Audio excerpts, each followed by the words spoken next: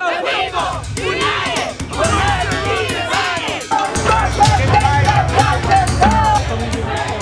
the Democratic Party lost the election in 2016, the party tried to rebrand itself as the Resistance. I'm Keith Olbermann, and this is The Resistance. But what is the Resistance, and what has it achieved in its first year? And has it further polarized politics or further united the left? Groups like Refuse Fascism have been the face of the resistance in the streets. Well, right now, I think that since Refuse Fascism has emerged as an organization whose mission is to drive out the Trump-Pence regime through massive, nonviolent, sustained political movement of millions of people who really do hate this regime. But Refuse Fascism is hardly the only group out there trying to make change. Some believe that taking to the streets is distracting Democrats from voting. People counting on the electoral process is not confronting the reality of what's happening, you know. So we're calling on them to be with us in the streets and create a political crisis. Remember a month after Trump's victory when Democrats had a chance to reduce the Republican Senate majority by getting out the vote in the Louisiana runoff? How did that go? When the U.S. Senate race, Republican State Treasurer John Kennedy beat Democratic Public Service Commissioner Foster Campbell. Voter turnout across the state was at an average of just 29%. Change is going to come through elections. It's going to come through the legislative process. It's not good enough just to go march.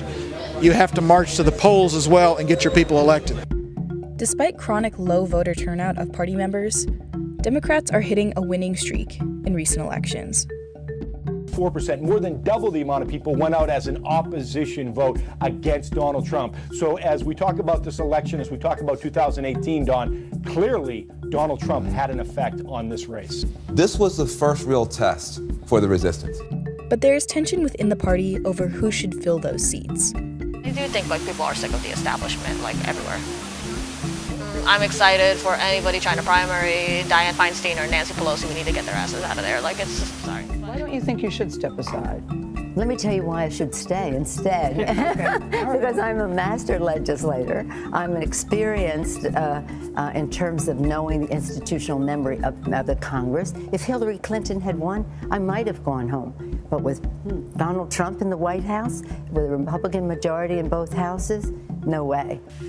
I think if you are this corporate mainstream Democrat, to you, resistance is, again, it is just like a hashtag to, I think, these groups, because if you're benefiting from the same, if you get your campaign donations from the same companies Republicans are getting their campaign donations, if you're voting the same way a lot of these Republicans are, particularly in issues of foreign policy, and especially if you think the problem is only Trump, and there were no problems with Obama's policies, there was no problem with any presidents before him, it's putting a Band-Aid on a gunshot wound. After Trump was elected and Obama, what he said was, we all have to root for his success, right? For Donald Trump's success. That's actually it just shows you right there on which side the Democratic Party is when they're rooting for somebody who is vicious and bloodthirsty like Donald Trump.